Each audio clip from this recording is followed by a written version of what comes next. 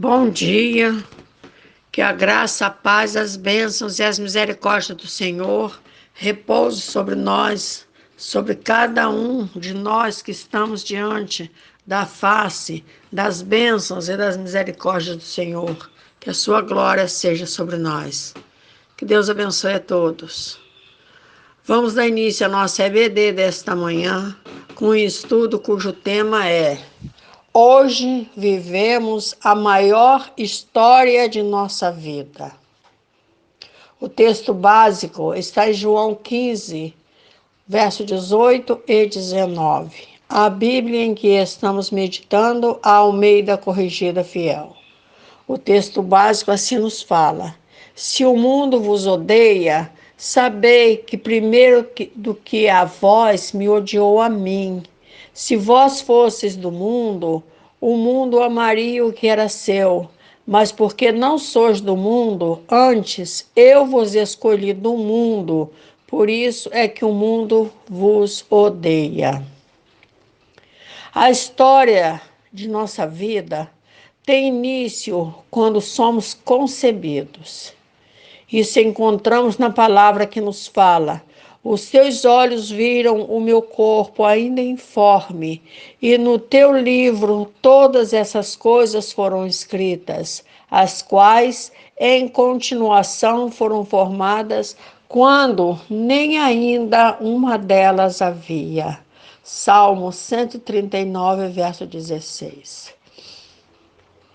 Mas, no decorrer da vida, nos é permitido que façamos escolhas. E tudo aquilo que o Senhor escreveu no seu livro para nós, o livre-arbítrio nos permite que as renunciemos. E é por isso que a nossa história pode ser de glória, de fracassos, de vitórias ou de infortúnios. Mas Cristo um dia disse: necessário vos é nascer de novo. João 3, verso 7. Isso Jesus disse foi por saber que o Pai não nos criou para vivermos as misérias deste mundo. E foi por isso que ele orou por esse novo nascimento. Não peço que os tires do mundo, mas que os livres do mal. Não são do mundo, como eu do mundo não sou. Santifica-os na tua verdade. A tua palavra é a verdade. João 17, verso de 15 a 17. Jesus rogava ao Pai por esse novo nascimento que dá início a uma nova história, que é a maior história de nossa vida. Mas como será essa nova vida, que para os salvos será a maior história de suas vidas? Será diferente daqueles que estávamos vivendo? Vamos até a Bíblia para conhecermos de como são as nossas histórias, aquela que o Senhor escreveu e que renunciamos, e essa que recebemos após termos nascido de novo. Jesus, ao orar por nós, ele roga ao Pai que nos livre do mal, que estamos no mundo como ele esteve, mas que não somos desse mundo. Jesus sempre soube que Deus não desiste de nós e nunca nos abandona. A maior prova disso foi que nos enviou a salvação pelo sacrifício de seu único e amado Filho. A humanidade desatenta não busca conhecer a Deus e não se dá conta de que a escolha de crer em Deus, em Jesus e no seu Santo Espírito é nossa. E não é porque está escrito que fomos por eles escolhidos que somos impedidos de escolher o caminho da ruína e da descrença. Eu sou o Senhor e não há outro fora de mim. Não há Deus, eu te cingirei, ainda que tu não me conheças. Isaías 45, verso 5.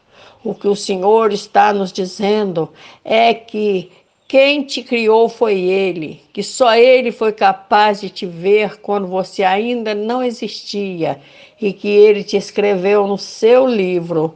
Quando Jesus se fez em sacrifício vivo naquela cruz, não foi para alguns, mas para todos. Ainda que você não o conheça, nem todos escolhem a Deus.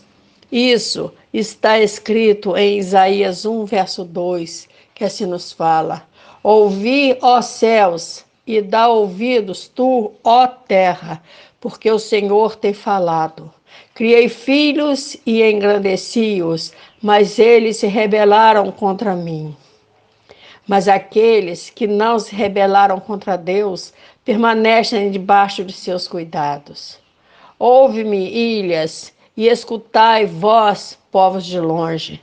O Senhor me chamou desde o ventre, desde as entranhas de minha mãe, fez menção do meu nome, e fez a minha boca como uma espada aguda, com a sombra da sua mão me cobriu e me pôs como uma flecha limpa e me escondeu na sua aljava.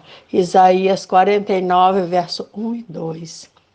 Jeremias 1, verso 5, nos relata a sua escolha. Antes que te formasse no ventre te conheci, e antes que saísses da madre te santifiquei, as nações te dei por profeta. Deus escolheu Saulo e o chamou de Paulo antes dele nascer. Mas quando aprove a Deus, que desde o ventre de minha mãe me separou e me chamou pela sua graça. Gálatas 1, verso 15. Deus escolheu a todos antes de nascermos. Satanás não escolheu ninguém enquanto estava no ventre de suas mães. Ele não tem poder de escolher, mas a humanidade tem o direito de o escolher. E quem escolheu o pecado não foi Deus, foi o homem. E somos nós que exercemos o direito de nos rebelarmos contra Deus, escolhendo o caminho que os afasta de Deus, vivendo o que não foi por ele escrito em seu livro. Nem todos querem viver debaixo da graça de Deus. Todos vivem na era cristã, mas nem todos aceitam Jesus como Senhor e Salvador.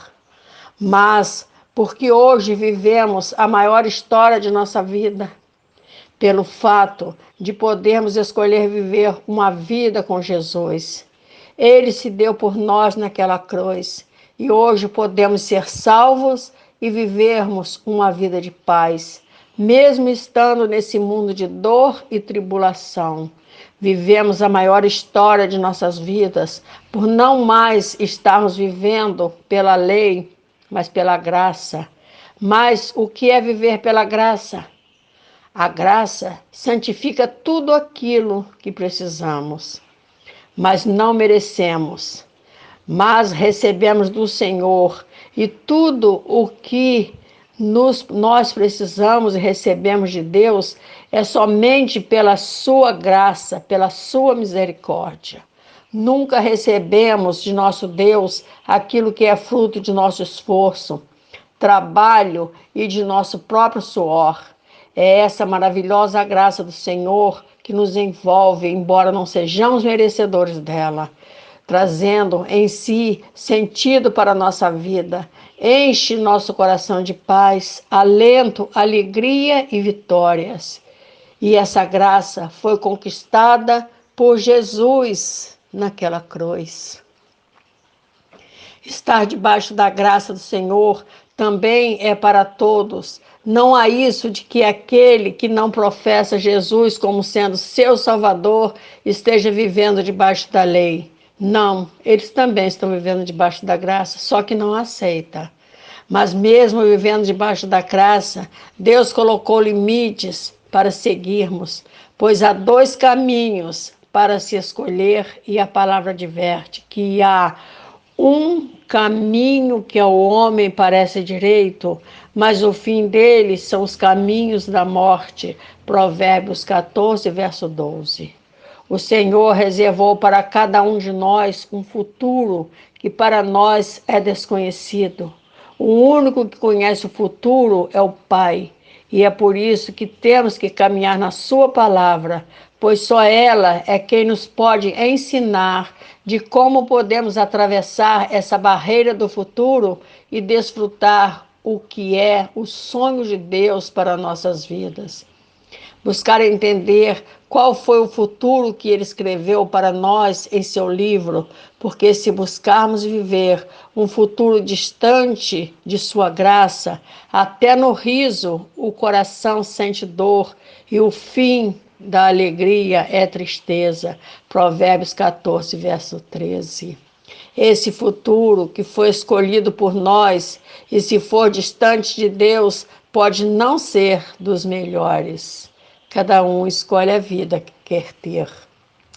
Eu não estou te dizendo que após termos renunciado ao pecado e nos voltado para Deus, buscando viver debaixo da graça, vamos ter um futuro em que navegaremos em um mar de rosas. Não é bem assim.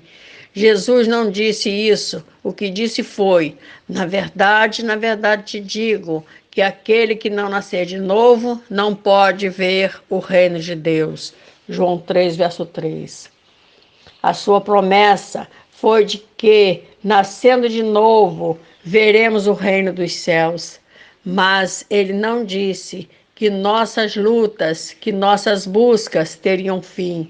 Não disse que não mais teríamos enfermidades. O nascer de novo não faz com que nossas esperanças e sonhos se realizem em um passe de mágica. Na realidade, Jesus sempre nos alertou de que no mundo tereis aflições, mas que não perdêssemos a esperança, que tivéssemos bom ânimo, pois quem nasce de novo, nasce da água e do Espírito. Mas o que é nascer da graça, da água e do Espírito? A palavra nos diz: cheguemos, pois, com confiança ao trono da graça, para que possamos alcançar misericórdia e achar graça, a fim de sermos ajudados em tempo oportuno. Hebreus 4, verso 16. Temos que confiar naquele que nos concedeu a graça. Ele falou assim: tenho-vos dito isso, para que em mim tenhais paz. No mundo tereis aflições, mas tende bom ânimo. Eu venci o mundo. João 16, verso 33. O estarmos debaixo da graça não vai tirar de nós as aflições, mas vai sempre manter o nosso bom ânimo, a nossa esperança. O nascer de novo vai nos ajudar a conhecermos a história que o Senhor escreveu para nós, povo de Deus, enquanto ainda estávamos no ventre de nossa mãe. Ele vai estar sempre presente e vai fazer parte dessa nova história. Vamos ouvir a voz do Espírito Santo nos direcionando para vivermos como verdadeiros povo de Deus. Aqueles que vivem a sua primeira história antes de nascer de novo, vivem uma vida apartada de Deus, estão vivendo aquela história que não vai lhes permitir que vejam o reino de Deus, e é assim que essa história está escrita. Se vós, porém, vos mordeis e devorais uns aos outros, vede, não vos consumais também uns aos outros? Gálatas 5, verso 15. A primeira história vai sempre fazer com que uns devorem os outros, estes, e destruam a si mesmos. Esses vivem as obras da carne, que são, as quais são adultério, fornicação, impureza, lascívia, idolatria, feitiçaria, inimizades, porfias, emulações, iras, pelejas, dissensões, heresias, invejas, homicídios, bebedices, glutonarias e coisas semelhantes a estas, acerca das quais vos declaro, como já antes vos disse, que os que cometem tais coisas não herdarão o reino de Deus. Gálatas 5, do verso 19 ao 21. Assim são aqueles que vivem a primeira história, e estou certa de que não foi essa que Deus escreveu para nós. Um dia conhecemos Jesus e uma nova vida cristã se inicia. Aqui nascemos de novo e é aqui que o rumo de nossa história muda. É aqui que passamos a fazer parte dos elos de uma corrente. Agora a nossa história vai ser vivida em comunhão com o Pai, o Filho e o Espírito Santo. É aqui que passamos a viver a maior história da nossa vida, aquele que o Pai escreveu para seus filhos antes que eles nascessem. É aqui que tudo o que Deus projetou para seus filhos começa. E nós, agora, vamos passar a viver a nossa grande história, porque agora somos povo de Deus e a palavra nos encoraja dizendo: e rasgarei os vossos véus e livrarei o meu povo das vossas mãos, e nunca mais estará em nossas mãos para ser caçado, e sabereis que eu sou o Senhor. Ezequiel 13, verso 21. Agora, o Senhor nos garante que o nosso inimigo voraz não mais terá nenhum poder sobre nós. Não vai nos faltar lutas, mas todos saberão quem é o Senhor de nossas vidas e a nossa história, que antes era escrita pelas obras da carne, agora será escrita e vivida com o nosso testemunho de um novo nascimento, porque agora somos de Cristo. E os que são de Cristo crucificaram a carne com as suas paixões e concupiscências. Gálatas 5, verso 24. Como novas criaturas, passamos a viver pelo Espírito e não mais na carne. Mas o fruto do Espírito é amor, gozo, paz, longanimidade, benignidade, bondade, fé, mansidão e temperança. Gálatas 5, verso 22. Assim, caminharemos com Deus, certo de que nada nos faltará. Não irá faltar desânimo em alguns momentos, de sabores em outro, enfermidades, mas teremos sempre o consolo do Senhor, porque as suas mãos irão sempre estar estendidas para nos levar adiante, como aquele povo que caminhava no deserto, só tinha um sol escaldante, a poeira do caminho, o frio e a escuridão da noite. Mas o Senhor, durante o dia, mandava uma nuvem para ocultar o sol, e à noite um fogo que aquecia e iluminava as trevas, porque vai sempre nos conduzir. O Senhor é o meu pastor, nada me faltará. Deitar-me faz em verdes pastos, guia-me mansamente a águas tranquilas, refrigera minha alma, guia-me pelas veredas da justiça, por amor do seu nome. Salmo 23, verso de 1 a 3. E ainda quando passarmos pelo vale da sombra da morte, ele vai estar conosco. Isso ele garante ao seu povo. Ainda que eu andasse pelo vale da sombra da morte, não temeria mal algum, porque tu estás comigo, a tua vara e o teu cajado me consolam. Salmos 23, verso 4. Estar com Cristo não quer dizer que não passaremos pelo vale da sombra da morte, mas mesmo ali, Jesus vai estar junto de nós. Essa é a história daquele que nasceu de novo. Essa história foi escrita com sangue, por isso é que é a maior história vivida por nós.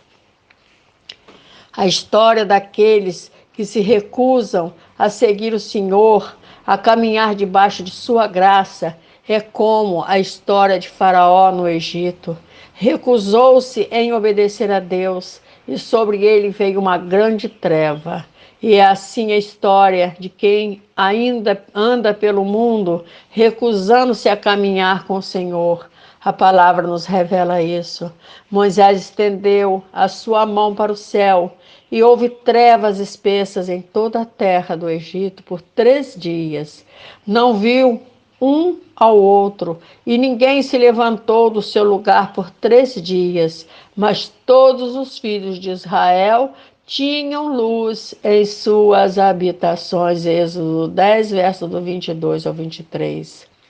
A palavra aqui nos adverte de que, se vivermos a história que não foi aquela que está escrita no livro do Senhor, não haverá luz em nós, na nossa vida e na nossa casa.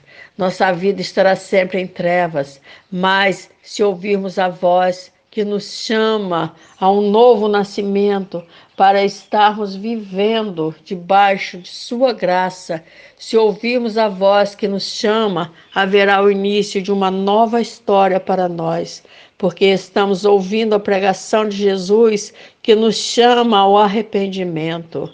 Desde então, começou Jesus a pregar e a dizer: arrependei-vos, porque é chegado o reino dos céus. Mateus 4, verso 17.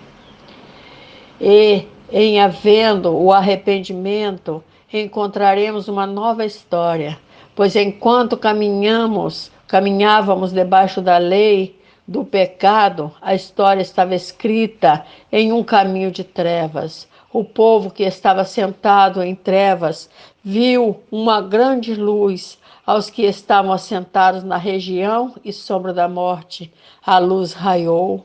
Mateus 4, verso 16. Nessa nova história é que encontramos o último sentido de nossa vida, porque não haverá mais para nós o vale da sombra e da morte. O Senhor nos garante a vida eterna. A nossa primeira história nos garante a morte. A segunda história é outra, é promessa de Jesus que diz do porquê que a palavra de Deus foi escrita. Estes, porém, foram escritos para que creais que Jesus é o Cristo, o Filho de Deus, e para que, crendo, tenhais vida em seu nome. João 20, verso 31. Isso é transformação de vida. Aquele que não tem a vida transformada, porque muitos esperam que haja transformação de sua vida terrena ou material. O que Jesus quer é transformação espiritual. Não é mudança de situação financeira, é de nosso modo de vida. Não temos que buscar a razão de nossa vida nesse mundo, mas de nossa salvação, que é uma vida eterna com Cristo. Quem não quer escrever uma história com Jesus pode ser considerado como aquele que não retém o bem que recebe. Para estes, o sangue derramado foi tragado pela terra e desperdiçado. Estes preferem escrever a história de seu futuro com o pecado e jamais com o sangue que remove o pecado. Podemos não entender os caminhos traçados por Deus, mas Ele coloca o princípio no fim, pois tudo o que está começando para nós, para o Senhor, já é o fim. Ele é o único que conhece o futuro que escolhemos viver. Jesus nos fala uma palavra que nos traz paz, mas essa vida que o Senhor nos promete, muitos pensam que o Senhor nos está falando de vida longa e de uma grande quantidade de dias, mas o que Ele nos está falando é muito mais do que isso. É vivermos um dia de cada vez, é viver de uma forma gloriosa. E Ele nos fala: eu vim para que tenham vida e a tenham com abundância. João 10, 10. Essa é a vida que o cristão escolhe viver debaixo da graça de Deus, vivendo a maior história de nossas vidas, aquela que nos garante a vida eterna. Mas existe aqueles que fazem opção por viver uma outra história longe de Deus. Para esses, há um futuro de maldição. O pecador de 100 anos será amaldiçoado. Isaías 65, verso 20. Quero encerrar esse momento em que passamos juntos, trazendo à sua memória que o Senhor fez tudo para todos. Viu a todos quando ainda eram informes no ventre de suas mães. Escreveu em seus livros um futuro radiante para todos. Entregou seu Filho à dor, o sofrimento e a morte também para todos, mas também nos deu o direito de escolha. Tudo sucede igualmente a todos. O mesmo sucede ao justo e ao ímpio, ao bom e ao puro, como ao impuro. Assim, ao que sacrifica, como ao que não sacrifica. Assim, ao bom como ao pecador, ao que jura, como ao que teme o juramento. Eclesiastes 9, verso 2. Mas o julgamento final será sempre feito pelo Senhor, pois que todos iremos estar diante dele em um grande tribunal, pois tudo pertence a ele. Considerei no meu coração para declarar tudo isso, que os justos e os sábios e as suas obras estão nas mãos de Deus. E também o homem não conhece nem o amor, nem o ódio. Tudo passa perante ele. Eclesiastes 9, verso 1.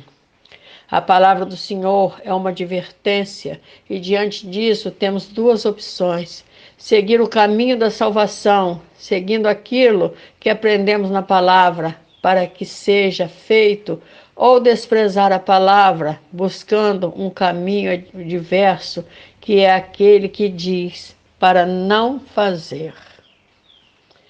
Escolha o caminho verdadeiro. Jesus Cristo é o caminho, a verdade e a vida que nos leva ao Pai. Jesus não é uma opção entre tantas outras que temos para escolher. Ele deve ser a única opção. Não existe outro Salvador. Não existe outro que nos ame mais do que Ele. O que Ele tem preparado para nós, muitos querem ver e não viram. Porque em verdade vos digo que muitos profetas e justos desejaram ver o que vós vedes e não ouviram, e ouvir o que vós ouvis e não ouviram. Mateus 13, verso 17. A Bíblia diz sobre o que ele tem preparado para os que o amam e o buscam. Escolha hoje viver essa realidade, caminhar com ele para a glória dele e fazer a vontade do Pai. Muitos estão enfermos de suas almas por terem optado por outro caminho. A palavra adverte, porque o coração deste povo está endurecido, e ouviram de mau grado com seus ouvidos, e fecharam seus olhos, para que não vejam com os olhos, e ouçam com os ouvidos, e compreendam com o coração, e se converta e eu os cure. Mateus 13, verso 15. Faça sua opção por Jesus e será salvo, tu e a sua casa. Que Deus te abençoe, que o Senhor possa estar nos guardando e falando mais aos nossos corações. Amém, meus amados. Que Deus os abençoe.